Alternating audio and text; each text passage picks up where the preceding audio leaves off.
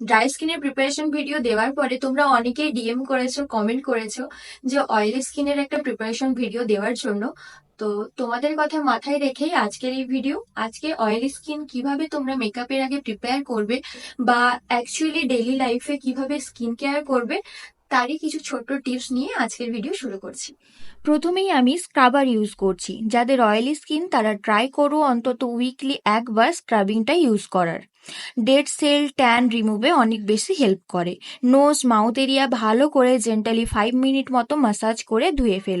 Skin অনেকটাই tight feel করবে তোমরা স্ক্রাবিং এর পরে। স্ক্রাবিং এ ফেসের সেল অনেক বেশি অ্যাক্টিভ হয়ে যায়, সো মিনিমাম 30 মিনিটস মতো ওয়েট করো, দেন টোনার বা রোজ ওয়াটার অ্যাপ্লাই করতে পারো। এক্ষেত্রে র্যাশেস হওয়ার প্রবলেমটা থাকে না। দেন একটা জেল বেস ময়শ্চারাইজার ইউজ করব। অয়েলি স্কিন অবশ্যই ক্রিম বেস ময়শ্চারাইজার অ্যাভয়েড করার চেষ্টা করো। অয়েলি স্কিনে ট্যানিং এর প্রবলেম অনেক বেশি হয়, তাই নেভার স্কিপ দ্য সানস্ক্রিন। একদম লাস্টে লিপ বাম ইউজ করব। এইভাবে প্রসেসগুলো ফলো করো, right moisturiser right sunscreen use করো, তাহলে আশা করি তোমাদের প্রবলেমগুলো অনেকটাই সলভ হবে।